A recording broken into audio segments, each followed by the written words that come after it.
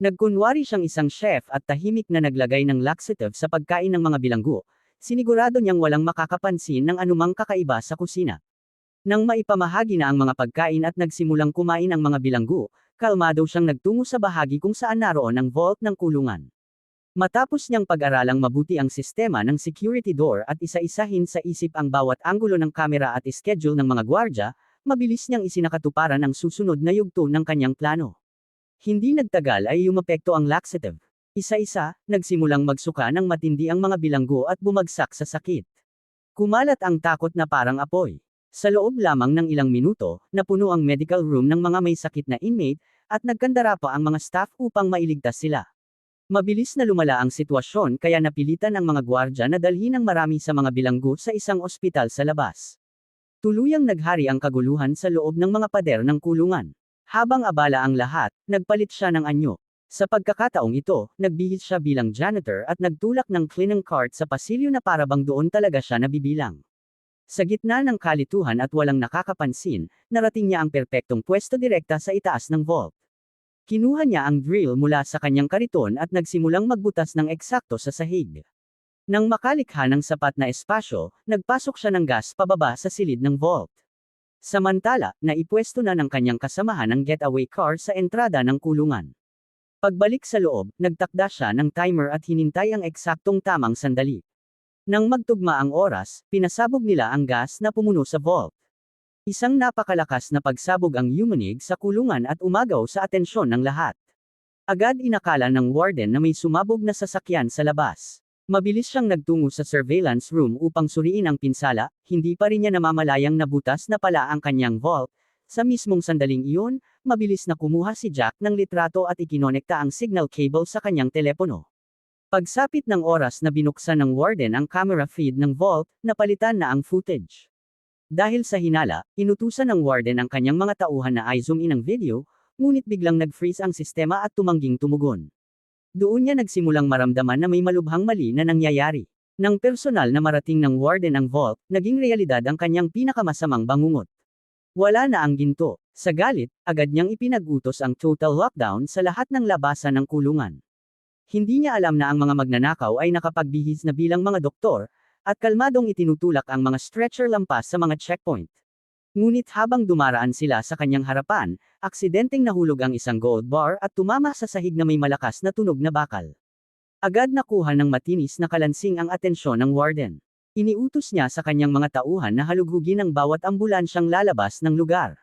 Sinuri nila ang bawat sulok, sa ilalim ng mga upuan, loob ng mga medical kit, maging sa ilalim ng mga stretcher, ngunit wala silang natagpuang anuman. Habang nakatayo ang warden na tila mawawala na sa katinoan, bigla niyang napansin ang isang itim na sasakyan na mabilis na papalayo sa lugar. Kumbinsido siyang naroon ang ginto, agad niyang iniutos sa kanyang grupo na habulin ito. Ngunit iyon mismo ang nais ng mga magnanakaw. Habang hinahabol ng warden at ng kanyang mga tauhan ang itim na kotse papalalim sa desyerto, tahimik namang ibinalik ng tunay na utak ng operasyon ang ginto sa kusina ng kulungan. Doon, naghanda siya ng halmo na hugis malaking rebulto. Ibinuhos niya ang ginto sa isang crucible at pinainitan ng matindi hanggang tuluyang matuno. Sa loob lamang ng maikling panahon, nabuo ang isang napakalaking solidong rebulto mula sa ninakaw na ginto. Upang maitago ang tunay nitong anyo, pininturahan niya ang buong estruktura ng matingkad na pula, kaya nagmukha itong ordinaryong dekorasyon o sirang eskultura. Kalaunan, sa dahilan ng pagkukumpuni at paglilipat ng rebulto, casual niya itong inilabas ng kulungan nang walang nagduda. Samantala, sa disyerto, patuloy na inabala ng kanyang kasamahan ang warden sa pamamagitan ng biglang pagbilis ng takbo, inilalayo pa sila ng inilalayo. At sa eksaktong tamang sandali, ang mga pampasabog na itinanim nila sa likuran ay sabay-sabay na sumabog sa isang napakalakas na pagsabog, na iwan ang mga tauhan ng warden sa gitna ng alikabok at mga nagkalat na debris. Himalamang maituturing, nakaligtas ang warden, bagbog at sugatan, ngunit determinado pa ring ipagpatuloy ang paghahabol. Kalaunan, huminto ang kasamahan sa isang kalapit na paliparan, ngunit halos kasabay din itong dumating ang warden. Nakabunot ang baril, pinilit niya itong buksan ang trunk ng sasakyan. Nang bumukas iyon, wala silang natagpuang kahit ano sa loob. Doon tuluyang tumama sa kanya ang katotohanan, lubusan siyang nalinlang. Sa totoo lang, nagsimula ang kwentong ito sa isang lalaking sa panlabas na anyo ay mukhang isang mayamang milyonaryo, ngunit sa likod nito ay isa palang maestro ng pagnanakaw. Anumang mapagtuunan niya ng pansin ay kalaunan na pupunta sa kanyang pag-aari. Puno ng karangyaan at luho ang kanyang buhay, mamahaling hotel, marangyang mga salu-salo, at pagnanakaw ng walang takot. Akala niya'y magpapatuloy iyon magpakailanman. Ngunit gaya ng kasabihan, ang kapabayaan ay laging nagdadala ng kapahamakan. Dahil sa kanyang mga nakaraang pagnanakaw, nagsimulang muli siyang tugisin ng ilang dati niyang kaaway. Isa sa kanila ay isang lalaking minsan niyang ninakawan ng sombrero. At ngayon, ang mismong lalaking iyon ang humahabol sa kanya para sa paghihiganti. Unti-unting naging napakapanganib ng sitwasyon hanggang sa dumating ang panahong halos imposible na ang pagtakas. Napalibutan siya ng panganib mula sa lahat ng direksyon. Sa sandaling iyon, lumitaw ang isang misteryosong grupo at iniligtas siya sa kaguluhan. Ngunit ang tulong na iyon ay hindi libreng pabor.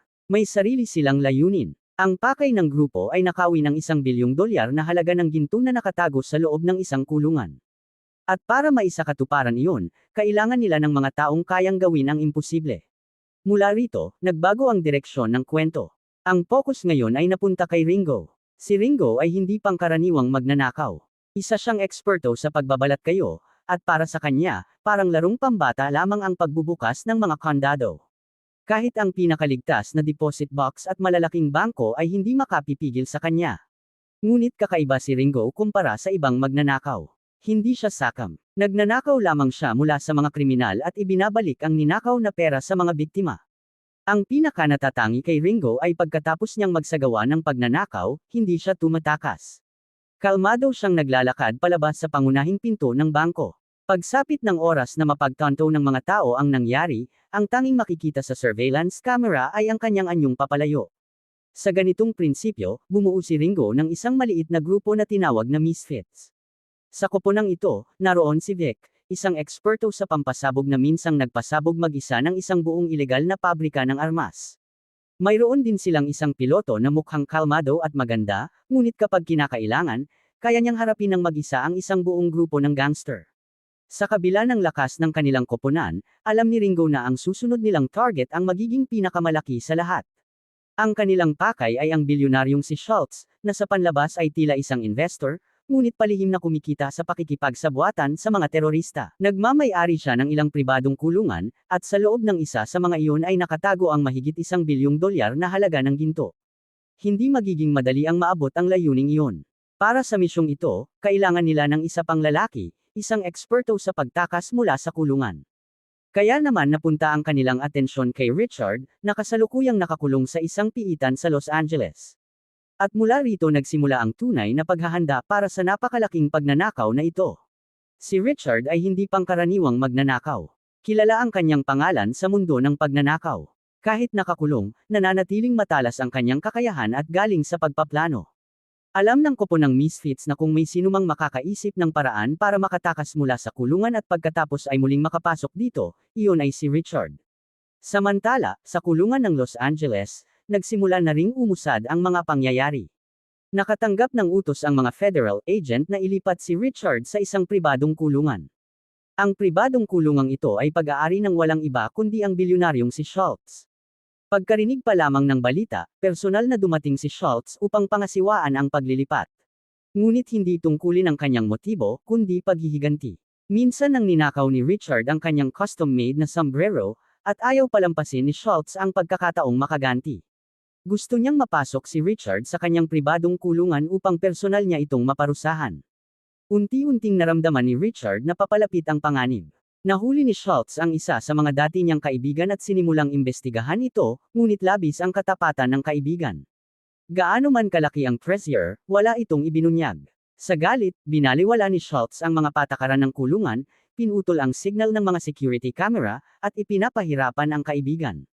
Sa huli, nakuha ni Schultz ang lokasyon ni Richard. Sa kabilang banda, walang kamalay-malay si Richard na siya ay minamatyagan. Pagkalabas niya mula sa kulungan, pumili agad siya ng panibagong target. Sa kanyang harapan ay nakaupo ang isang bilyonaryo na may suot na relong yari sa purong ginto at platinum na may diamante. Sinubukan ni Richard na kausapin ito, ngunit hindi siya pinansin. Kaya't matalinong nagkunwari si Richard na natapunan niya ito ng inumin, at sa dahilan ng paglilinis ng damit, mabilis niyang nanakaw ang mamahaling relo sa loob lamang ng ilang segundo. Akala niya'y madali na naman ang trabaho. Ngunit biglang nagbago ang sitwasyon. Nahuli siya ng mga gwardya at nabunyag na ang lalaki ay walang iba kundi ang kilalang Prinsipe Al-Hadi. Mabigat ang naging kapalit ng kanyang pagkakamali. Pinagbugbog siya ng mga gwardya, ngunit napagplanuhan na ni Richard ang lahat. Bago pa man siya mabugbog, lihim na niyang naitago ang isang room card sa ibang lugar. Sa tamang sandali, pumasok siya sa kwarto ng prinsipe at ninakaw ang mga relo na nagkakahalaga ng halos $1,000,000. Nang siya ay malapit ng umalis, bumalik sa kwarto ang prinsipe. Hinanap ng mga gwardya ang buong lugar, ngunit hindi nila alam na nakatago si Richard sa likod lang ng isang pader. Nang magkaroon siya ng pagkakataon, pumasok siya sa elevator at inakala niyang ligtas na siya. Ngunit may isa pang twist ang kapalaran. Pag-upo pa lang niya sa kotse, muling lumitaw ang prinsipe sa harap niya. Ngunit ito ay hindi ang tunay na prinsipe, isa itong miyembro ng Misfits na nakabalat kayo, ang pinakamahusay na driver ng koponan. Sa sandaling iyon, naunawaan ni Richard na siya ay nalinlang. Dinala siya ng Misfits diretso sa kanilang tagwan, kung saan naruroon na si Ringo. Nang makita ang buong koponan sa harap niya, naunawaan ni Richard na siya ay pumasok sa pugad ng mga magnanakaw. Malinaw na ipinaliwanag ni Ringo na ang tunay nilang target ay ang $1,000,000,000 na ginto sa loob ng pribadong kulungan ni Schultz, at kailangan nila ang tulong ni Richard. Sa una, tumanggi si Richard, ngunit mas malaki ang takot na mapasakamay ni Schultz. Pagkatapos mag-isip, pumayag si Richard na sumali sa koponan at humantong ang kwento sa isa pang mapanganib na yugto. Kahit pumayag na, malinaw kay Richard na ginagawa niya ito para sa kanyang sariling kapakinabangan. Inakala niya na nagnanakaw lang sila ng ginto at pagkatapos ay hiwalay na sila. Ngunit hindi ganoon kasimple ang plano ni Ringo. Sa biyahe, ipinaliwanag ni Ringo ang buong plano. Mas mahirap kaysa sa inaakala ang pagnanakaw ng ginto mula sa pribadong kulungan ni Schultz. May maraming antas ng seguridad sa loob ng kulungan, mga gwardya, kamera, alarma, at mga sistema na nagbabantay sa bawat maliit na kilos. Alam ni Ringo na kung walang tulong mula sa loob, imposible ang misyon. Ang plano ay nagbigay kay Richard ng kasab-ikan, ngunit kasabay nito ang pakiramdam ng panganib. Naintindihan niya na hindi lamang ito pagnanakaw, ito ay isang misyon na maaaring panganib sa buhay. Samantala, nalaman ni Schultz na nakatakas na si Richard. Galit na galit siya at ipinakalat ang kanyang mga tauhan sa lahat ng lugar upang mahuli ito. Patuloy ang pag-usad ng Misfits at dumating sila sa Abu Dhabi. Nag-aalangan pa rin ang isip ni Richard. Gusto niyang lumayo sa gulo. Kaya paglabas niya ng paliparan, hiwalay siya sa koponan at nagpasya na ilubog ang sarili sa karangyan. Sa kumikislap na mundo ng Abu Dhabi, mga mamahaling kotse at engranding mga salo-salo, muling nalubog si Richard. Pakiramdam niya ay pabor sa kanya ang swerte. Sa isang marangyang party, napansin niya ang isang bilyonaryo na may suot na branded na relo. Gaya ng dati, sinimulan ni Richard ang kanyang laro at sa loob lamang ng ilang segundo, nasa kamay na niya ang relo. Ngunit sa pagkakataong ito, iba ang kwento. Nang malapit na siyang umalis, lumitaw ang isang misteryosong babae. Hindi lamang niya ibinalik ang relo sa may-ari, kundi iniabot rin kay Richard ang isang pakete ng mga laruan para sa mga bata. Napakabilis ng lahat kaya nagulat si Richard. Nang tumingin siya ng maayos, pakiramdam niya'y parang natutunaw ang lupa sa ilalim ng kanyang mga paa. Ang babae ay walang iba kundi ang kanyang anak na si Hope. Pagkatapos ng diborsyo, hindi niya nakita si Hope sa maraming taon. Ang biglang pagharap sa kanyang anak ay nagdulot ng damdamin sa kanyang mga mata. Binago ni Hope si Richard mula sa loob. Naintindihan niya na palagi niyang iniisip ang sarili at iniwan ang kanyang anak. Sinabi ni Hope na alam niya ang lahat tungkol sa kanya, pati ang plano ng Misfits. Doon na-contact muli ni Richard si Ringo, ngayon, hindi dahil sa kasakiman, kundi para sa kanyang anak. Nagpasya siyang muling sumali sa misyon ng pagnanakaw ng ginto, ngunit may isang kondisyon, pagkatapos ng misyon, ang buong bahagi ay kanya. Malinaw na sinabi ni Ringo na hindi pinananatili ng Misfits ang ninakaw na pera. Ang buong ginto ay i-donate sa charity. Nang marinig ito, muntik na muling umatras si Richard dahil para sa kanya, ang pagnanakaw ay palaging para sa kita. Ngunit sa unang pagkakataon, may hiling si Hope sa kanyang ama. Sinabi niya na ang misyon na ito ay para sa tamang layunin at ito ang pagkakataon ni Richard na itama ang kanyang nakaraang pagkakamali. Para kay Richard, hindi madaling desisyon ito. Ngunit nang makita ang pag-asa sa mga mata ng kanyang anak, natunaw siya. Sa unang pagkakataon sa kanyang buhay, pumayag si Richard na gawin ang isang bagay ng walang personal na pakinabang. At mula rito, nagsimula ang tunay na misyon ng pagnanakaw ng ginto. Bago simulan ang misyon, ang pinakamahalagang bagay ay alamin eksakto kung saan itinatago ang ginto. Ang pribadong kulungan ni Schultz ay mukhang ordinaryo sa labas, ngunit sa loob ay sobrang delikado. Mga gwardya, kamera, at mahigpit na rutina ang bumabalot sa lugar. Isang maliit na pagkakamali ay maaaring makulong ang buong koponan. Habang ang ibang miyembro ay nagtatrabaho sa plano, nagkaroon ng pagkakataon si Richard at Hope na mag-spend ng oras ng magkasama. Sa unang pagkakataon, bukas na ibinahagi ni Hope ang kanyang damdamin. Sinabi niya kung gaano siya nasaktan noong biglang nawala ang kanyang ama sa kanyang kabataan. Hindi kailanman naisip ni Richard na nagdulot ang kanyang mga desisyon ng ganitong lalim ng sugat. Nangako siya kay Hope na hindi na siya mawawala ng hindi nagsasabi, kahit ano pa ang mangyari. Mabilis na natanggap ng koponan ang kumpirmasyon na sa loob ng 3 araw, balak ng mga terorista ilipat ang ginto palabas ng kulungan. Nangangahulugan ito na kaunti na lang ang oras ng misfits. Kung hindi sila kikilos agad, mabibigo ang buong plano. Nagpasya ang koponan na lumikha ng kaguluhan sa loob ng kulungan upang tuluyang bumagsak ang seguridad at walang sinuman ang makakaalam kung ano ang tunay na target. Kinuha ni Ringo ang unang hakbang. Nagbihis siya bilang sanitation inspector at nagsimulang magreklamo sa direktor ng kulungan tungkol sa kalagayan ng kusina at lumang oven. Nagbabala siya na maaaring sumabog ang oven anumang oras at masira ang reputasyon ng kulungan. Dahil sa pangarap na ma-promote, agad na inutusan ng direktor ang pagbili ng bagong oven nang hindi masyadong iniisip. Bahagi iyon ng plano. Hinak ni Vic ang network at near-schedule ang delivery sa susunod na hapon.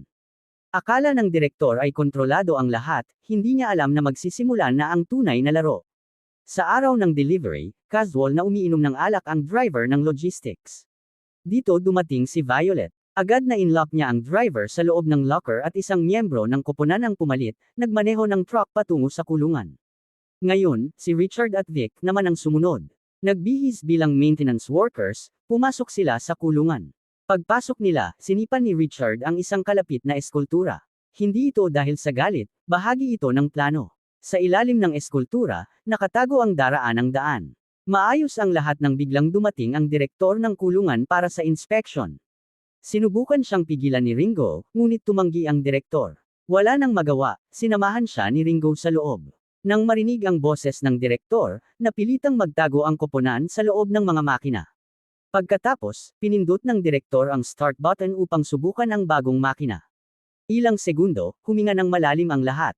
Mabilis na inesikaso ni Ringo ang sitwasyon, sinabing hindi pa ganap na naka-install ang makina at magpapakita ito ng error kung patatakbuhin ngayon. Tinanggap ng direktor ang paliwanag at umalis. Nalampasan ang agarang panganib, ngunit ang tunay na trabaho ay hindi pa tapos. Pagdating sa vault, naunawaan ng koponan kung gaano kalakas ang seguridad ni Schultz. Makakapal na pinto, sensors, at patuloy na aktibong alarma. Dito nagsimula ang susunod na bahagi ng plano, lumikha ng kaguluhan sa loob ng kulungan upang walang makatuon ng pansin sa vault. Sa huling yugto ng misyon, lihim na ipinadala ng misfits ang ginto mula sa vault sa charity. Wala silang pinanatiling $1 para sa sarili. Nagpasalamat si Richard kay Ringo at sa buong koponan at nangako na hindi na siya muling kikilos ng makasarili. Sa ganitong paraan, natapos ang $1 billion gold heist nang walang nasawi at walang ingay.